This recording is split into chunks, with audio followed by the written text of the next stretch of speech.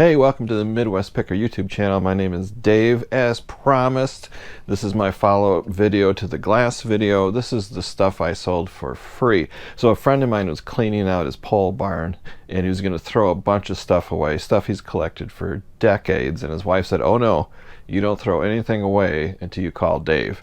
So he called me, said, "Come on over, I got stuff for free." I went over there and he said, "Do you want this? Do you want this? Do you want this? Do you want this?" I took everything I thought had value, filled my card to the ceiling, thanked him very much, offered to pay for something, anything. He said, "No, it's going in the dumpster, and if you want it, take it." So that's my advice. Always tell people that you are a reseller. Tell your neighbors, tell your family, tell your friends, tell your coworkers, tell everybody, "Hey, I'm a reseller. I buy low, I sell high," just like Walmart.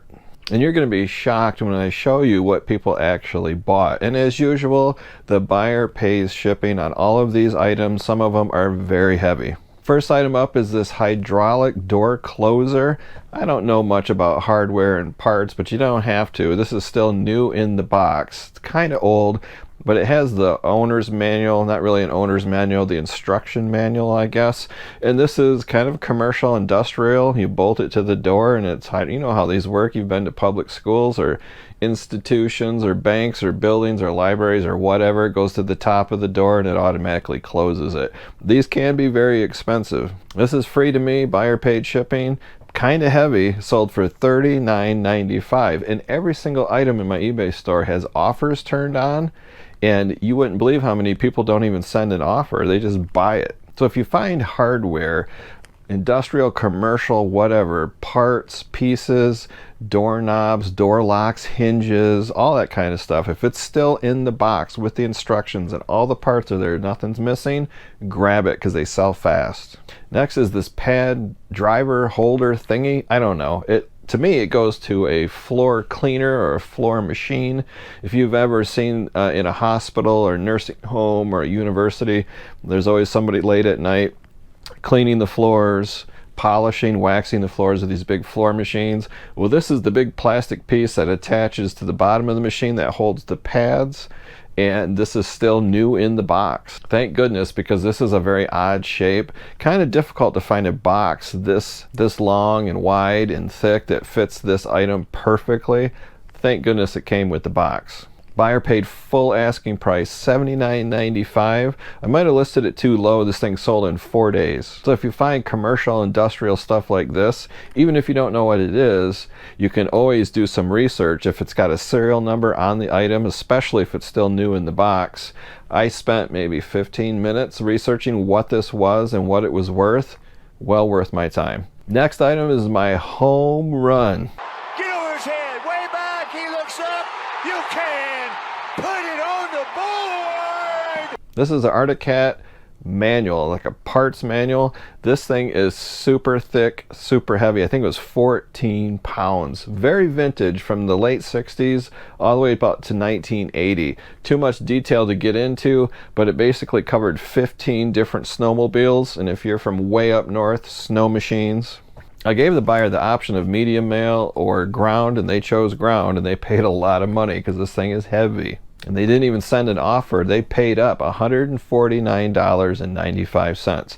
Now, not every manual is going to sell like that. So if you're out in the wild, garage sales, estate sales, wherever, if you find shop manuals, yeah, they kind of sell. It all depends on what it's for.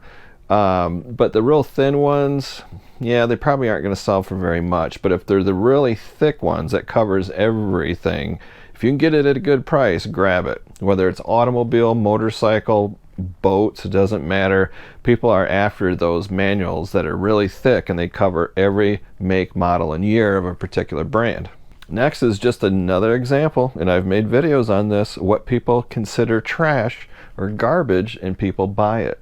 This outdated tool catalog from 1977, Milwaukee tool catalog. It's in fairly good condition, and you're going to ask yourself, Dave, this is like 50 pages long, it's outdated, why would anybody buy this? I don't know. I don't know if they're a Milwaukee tool collector or if they just like looking at the old pictures or if they want to look up the parts numbers. I don't know. I don't ask questions, I just collect the money.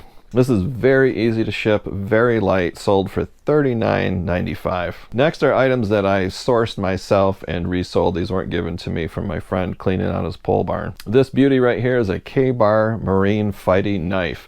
I bought this as something to add to my knife collection way back, I'd say late 90s, early 2000s. I believe I paid $60 for it, brand new in the box. I sold it to make room for other collectibles, and it sold for $129.95.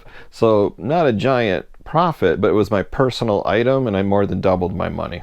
Next is a fairly rare vintage 1950s Coleman lantern, green with a nickel plated base. Really cool. I won this in a high bid auction. I won about 4 Coleman lanterns. This one I paid $40. I listed it for $149.95, and within a few days I got an offer of $127, and I took it. Last item is this little lead figurine. I won this in a lot on high bid with just a bunch of stuff in a tray. This is just about 1.5 inches tall. These are used for like model railroads, little figurines, little people, little cars and buildings. This guy is made out of lead. He's very old. Cost of goods was about $1. I listed it for $24.95. I took a best offer of $21. That's the video, guys. Short and sweet. The weather here is very cold. It's about 15 degrees Fahrenheit every morning when I get up, so I'm not getting out much sourcing. Garage sales, of course, are over. No flea markets. We're in Michigan, so it's very cold, but I can still get out, go to estate sales, maybe thrift stores. If I do that, I'll bring this camera with me and I'll make a video and share it. So that's it, guys. Thanks for watching. Hit that thumbs up on your way out, and until next time, see ya.